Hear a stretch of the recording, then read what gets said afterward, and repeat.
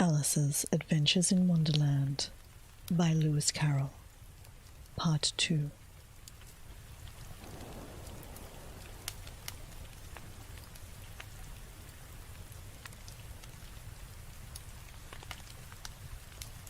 Chapter 4. The Rabbit Sends in a Little Bill. It was the White Rabbit, trotting slowly back again and looking anxiously about it as it went, as if it had lost something, and she heard it muttering to itself, the Duchess, oh my dear paws, oh my furs and whiskers, she'll get me executed as sure as ferrets are ferrets. Where can I have dropped them, I wonder? Alice guessed in a moment that it was looking for the fan and the pair of white-kid gloves, and she was very good-naturedly began hunting about for them, but they were nowhere to be seen. Everything seemed to have changed since her swim in the pool, and the great hall with the glass table and the little door had vanished completely.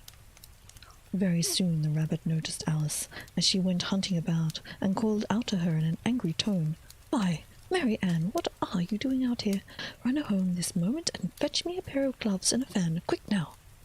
And Alice was so much frightened that she ran off at once in the direction it pointed to, without trying to explain the mistakes that it had made. "Took me for his housemaid," she said to herself as she ran. "Surprised he'll be when he finds out who I am.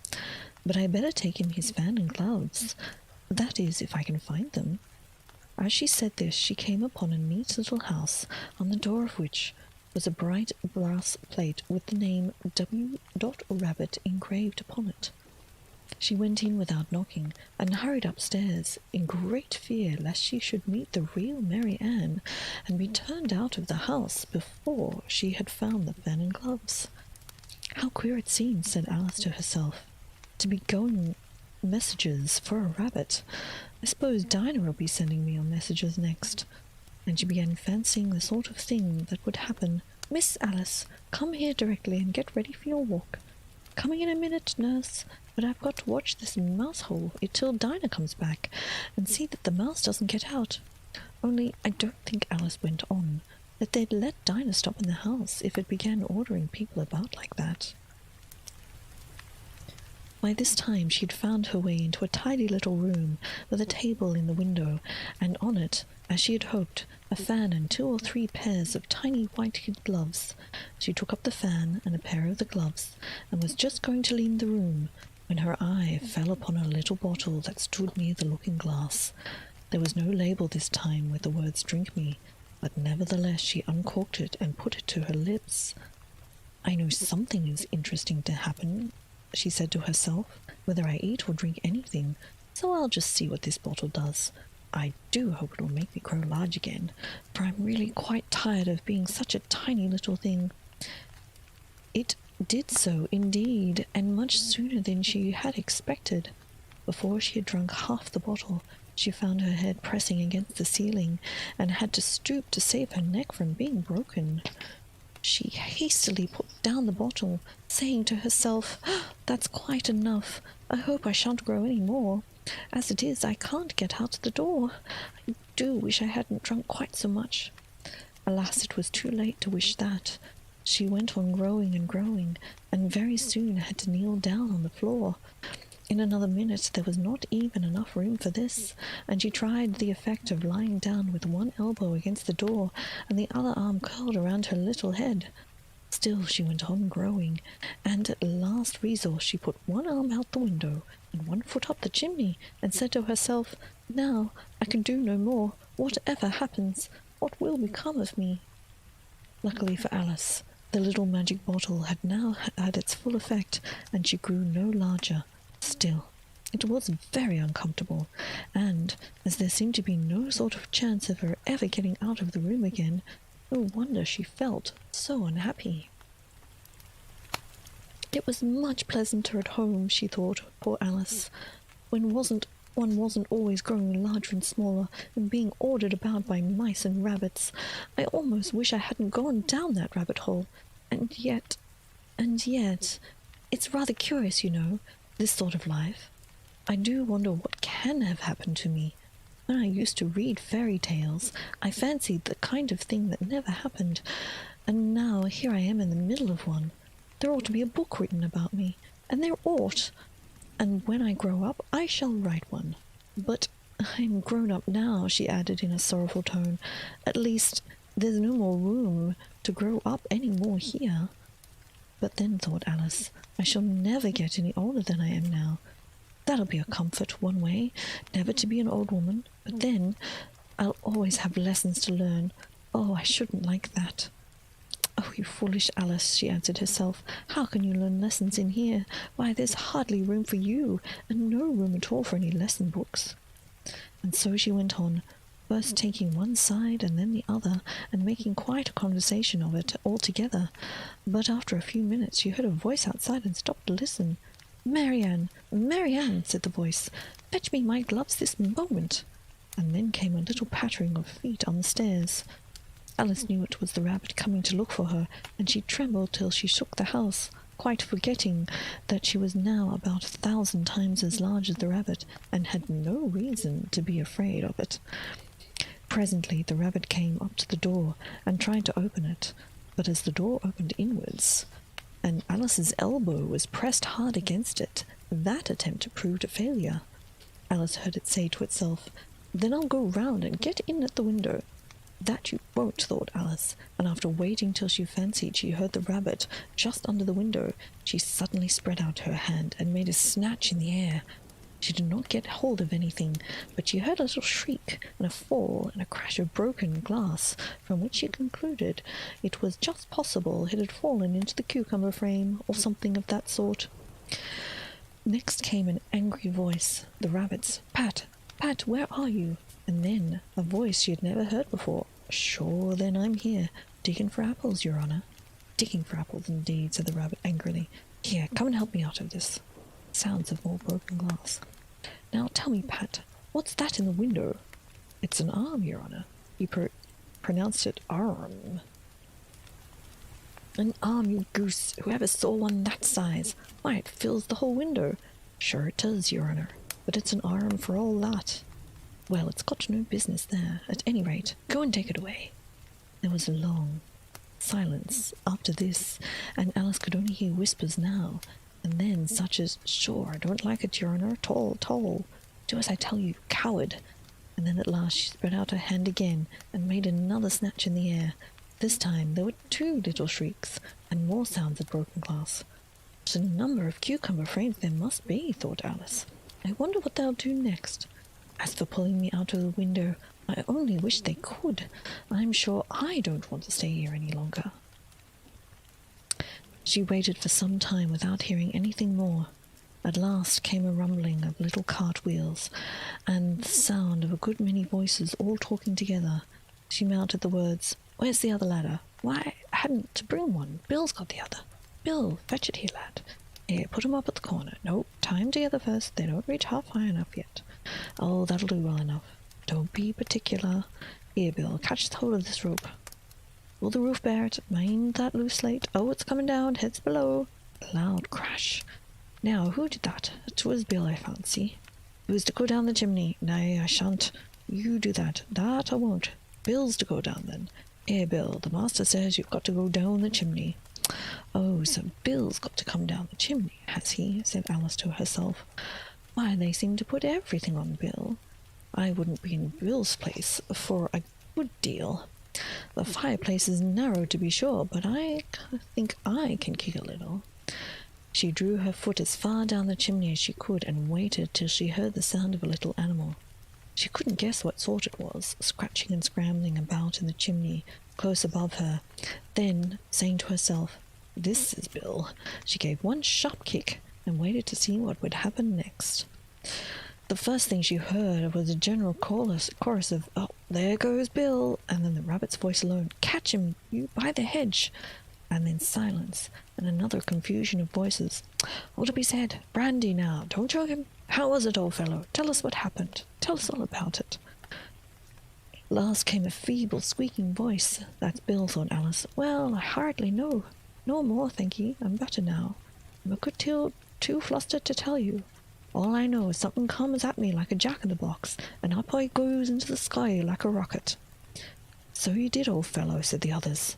"We must burn the house down," said the rabbit's voice, and Alice called out as loud as she could, "If you do, I'll set Dinah on you." There was a deadly silence instantly, and Alice thought to herself, "I wonder what they'll do next. If they had any sense, they'll take the roof off."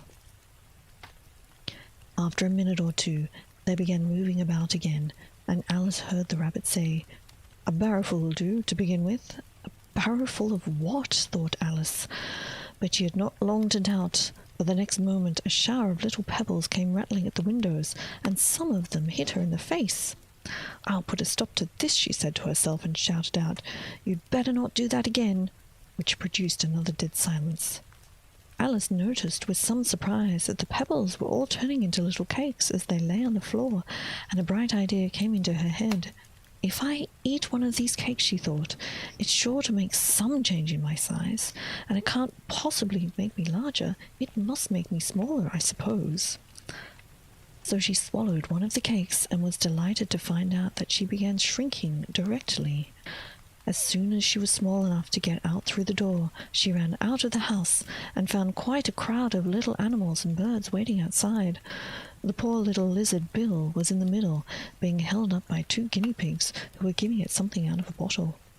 They all made a rush at Alice the moment she appeared, but she ran off as hard as she could and soon found herself safe in a thick wood.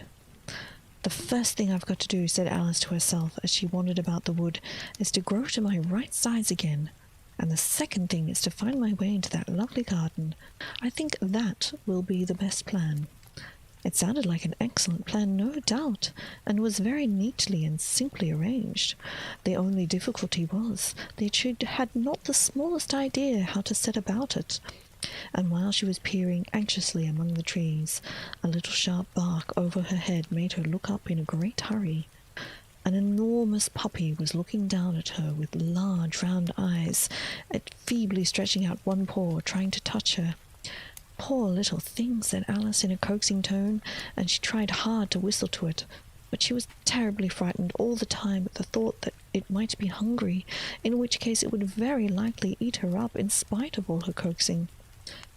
Hardly knowing what she did, she picked up a little bit of stick and held it out to the puppy, whereupon the puppy jumped into the air off all its feet at once with a yelp of delight, and rushed at the stick, and made to believe to worry it.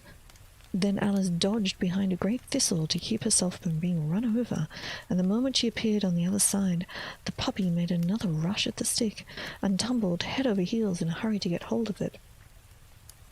Then Alice, thinking it was very like having a game of play with a cart horse, and expecting every moment to be trampled under its feet, ran around the thistle again. The puppy began a series of short, sharp charges at the stick, running a very little way forward each time and a long way back, and barking hoarsely all the while, till at last it sat down a good way off, panting, with its tongue hanging out of its mouth, and its great eyes half shut. This seemed to Alice a good opportunity for making her escape, so she set off at once and ran till she was quite tired and out of breath, until the puppy's bark sounded quite faint in the distance. And yet, what a dear little puppy it was, said Alice. And she leaned against a buttercup to rest herself, and fanned herself with one of its leaves. "I should have liked to teach it tricks very much, if only I'd been the right size to do it. Oh dear, I'd nearly forgotten that I've got to grow up again. Let me see, how is it to be managed? I suppose I ought to eat or drink something or other, but the great question is, what?" The question certainly was what. Alice looked around her at the flowers and the blades of grass, but she could not see anything that looked the right thing to eat under the circumstances. There was a large mushroom growing near her, about the same height as herself, and when she had looked under it and on both sides of it and behind it, it did occur to her that she might as well look and see what was on the top of it. She stretched herself up on tiptoe and peeped over the edge of the mushroom, and her eyes immediately met those of a large blue caterpillar that was sitting on the top, with its arms folded, quietly smoking a long hookah, and taking not the smallest notice of her or anything else. Chapter 5. Advice from a Caterpillar. The caterpillar and Alice looked at each other for some time in silence. At last the caterpillar took a hookah out of its mouth and addressed her in a languid, sleepy voice. "Who are you?" said the caterpillar. This was not an encouraging opening for a conversation. Alice replied rather shyly, I hardly know, sir, just at present. At least, I know who I was when I got up this morning, but I think I must have been changed several times since then." "What do you mean by that?" said the caterpillar. "Explain yourself." "I can't explain myself, I'm afraid, sir," said Alice, "because I'm not myself, you see." "I don't see," said the caterpillar. "I'm afraid I can't put it more clearly," Alice replied very politely, "for I can't understand it myself. To begin with, I've been so many different sizes in a day is very confusing." "It isn't," said the caterpillar. "Well, perhaps you haven't found it so yet," said Alice, "but when you have to turn into a chrysalis, you will be some day, you know, and then after that into a butterfly. I should think you'll feel a little bit queer, won't you?" "Not a bit," said the caterpillar. "Or perhaps your feelings may be different," said Alice. "All I know is, it would feel very queer to me." "You," said the caterpillar contemptuously. "Who are you?" Which brought them back again to the beginning of the conversation. Alice felt a little irritated at the caterpillar's making such very short remarks, and she drew herself up and said very gravely, "I think you ought to tell me first who you are." "Why?" said the caterpillar. It was another puzzling question, and as Alice could not think of any good reason, and the caterpillar seemed to be in a very unpleasant state of mind, she turned away. "Come back," the caterpillar called after her. "I've something important to say." This sounded promising, certainly. Alice turned and came back again. "Keep your temper," said the caterpillar. "Is that all?" said Alice, swallowing down her anger as well as she could. "No," said the caterpillar. Alice thought she might as well wait, as she had nothing else to do, and perhaps, after all, it might tell her something worth hearing. For some more minutes it puffed away without speaking, but at last it unfolded its arms, took the hookah out of its mouth again, and said, "So, you think you're changed, do you?" "I'm afraid I am, sir," said Alice. "I can't remember things as I used to, and I don't keep the same size for 10 minutes together." "Can't remember what things?" said the caterpillar. "Well, I've tried to say, 'How doth the little busy bee?' but it came out different," Alice replied in a very melancholic voice. "Repeat, 'You are old Father William,'" said the caterpillar. Alice folded her hands and began. "You are old, Father William," said the young man, "and your hair has become very white, and yet you incessantly stand on your head. Do you think at your age that is right?" "In my youth," Father William replied to his son, "I feared it might injure the brain, but now that I'm perfectly sure I have none, why, I do it again and again." "You are old," said the youth, "as I mentioned before, and have grown most uncommonly fat. Yet you turned a back somersault at the door. Pray, what is the reason of that?" "In my youth," said the sage, as he shook his grey locks, "I kept all my limbs very supple. By the use of this ointment, 1 shilling the box. Allow me to sell you a couple." "You are old," said the youth, "and your jaws are too weak for anything tougher than suet. Yet you finished the goose with the bones and the beak. Pray, how did you manage to do it?" "In my youth," said his father, "I took to the law and argued each case with my wife, and the muscular strength which it gave to my jaw has lasted the rest of my life." "You are old," said the youth. "One would hardly suppose that your eye was as steady as ever, yet you balanced an eel on the end of your nose. What made you so awfully clever?" "I've answered 3 questions, and that is enough," said his father. "Don't give yourself airs. Do you think I can listen all day to such stuff? Be off, or I'll kick you downstairs." "That is not said right," said the caterpillar. Not quite right, I'm afraid, said Alice timidly. Some of the words got altered. It is wrong from beginning to end, said the caterpillar decidedly, and there was silence for some minutes. The caterpillar was first to speak. What size do you want to be? It asked. Oh, I'm not particular as to size, Alice hastily replied. Only one doesn't like changing so often, you know. I don't know, said the caterpillar. Alice said nothing. She had never been so much contradicted in all her life before, and she felt she was losing her temper. Are you content now? Said the caterpillar. Well, I should like to be a little larger, sir, if you wouldn't mind, said Alice. 3 inches is such a wretched height to be. It is a very good height indeed, said the caterpillar angrily, rearing itself upright as it spoke. It was exactly 3 inches high. But I'm not used to it, pleaded poor Alice in a piteous tone, and she thought to herself, I wish the creatures wouldn't be so easily offended. You'll get used to it in time, said the caterpillar, and it put the hookah to its mouth and began smoking again. This time Alice waited patiently until it chose to speak.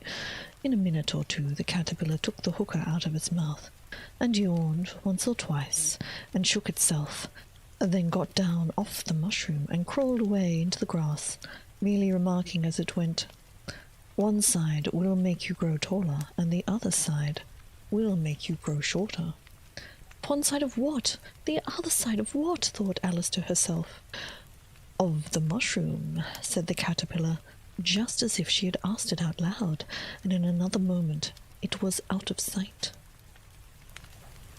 Alice remained looking thoughtfully at the mushroom for a minute, trying to make out which were the 2 sides of it, as it was perfectly round. She found this a very difficult question. However, at last she stretched her arms around it as far as they would go, and broke off a bit of the edge with each hand. And now, which is which?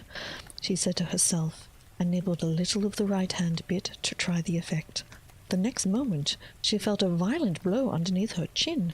She had struck her foot.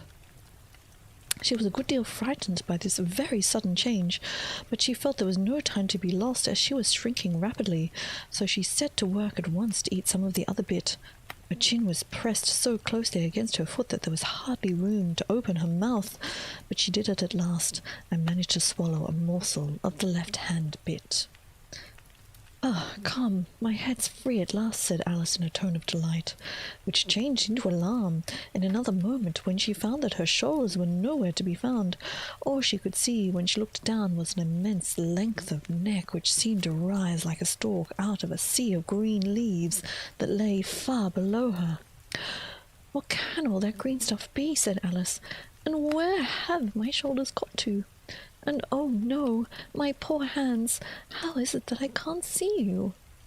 She was moving then about as she spoke, but no result seemed to follow except a little shaking amongst the distant green leaves. As there seemed to be no chance of getting her hands up to her head, she tried to get her head down to them, and was delighted to find her neck would bend easily in any direction, like a serpent. She had just succeeded in curving it down into a graceful zigzag, and was going to dive in amongst the leaves, which she found to be nothing but the tops of the trees under which she had been wandering, when a sharp hiss made her draw back in a hurry. A large pigeon had flown into her face, and was beating her violently with its wings. "Serpent!" screamed the pigeon. "I'm not a serpent," said Alice indignantly. "Let me alone." "Serpent, I say again," repeated the pigeon in a more subdued tone, and added with a kind of sob, "I've tried every way, but nothing seems to suit them."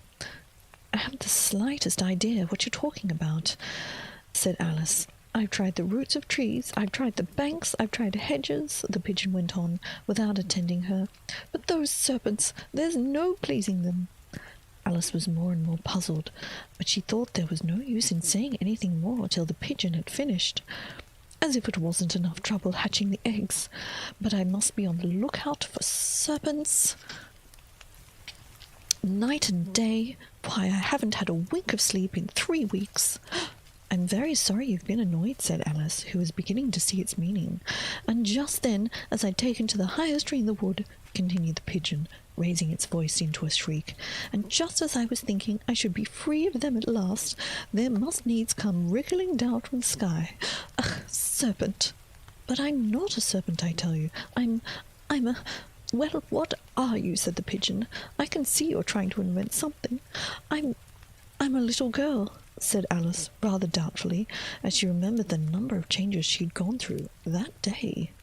A likely story indeed, said the pigeon, in a tone of deepest contempt. I've seen a good many little girls in my time, but never one with such a neck as that. No, you're a serpent, there's no use denying it. I suppose you'll be telling me next that you've never tasted an egg. Well, I have tasted eggs, certainly, said Alice, who was a very truthful child. But little girls eat eggs quite as much as serpents do, you know. I don't believe it, said the pigeon. But if they do, why, they're a kind of serpent, and that's all I can say. This was such a new idea to Alice that she was quite silent for a minute or two, which gave the pigeon the opportunity of adding, "You're looking for eggs, I know that well enough, and what does it matter to me whether you're a little girl or a serpent?" "It matters a good deal to me," said Alice hastily, "but I'm not looking for eggs as it happens, and if I was, I shouldn't want yours. I don't like them raw." "Well, be off then," said the pigeon in a sulky tone. It seemed to settle down again in its nest. Alice crouched down amongst the trees as well as she could, for her neck kept getting entangled amongst the branches, and every now and then she had to stop and untwist it.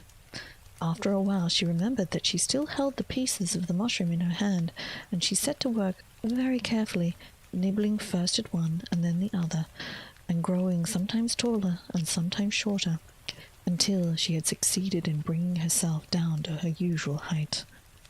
It was so long since she'd been anything near the right size that it felt quite strange at first. But she got used to it in a few minutes, and began talking to herself as usual. "Come, there's half a plan done now. How puzzling all these changes are! I'm never sure who I'm going to be from one minute to the next. However, I've gotten back to my right size. The next thing is to get into that beautiful garden. How is that to be done, I wonder?" And as she said this, she came suddenly upon an open place, with a little house in it, about 4 feet high. "Whoever lives there?" thought Alice. "It'll never do to come to them this size. Why, I should frighten them out of their wits."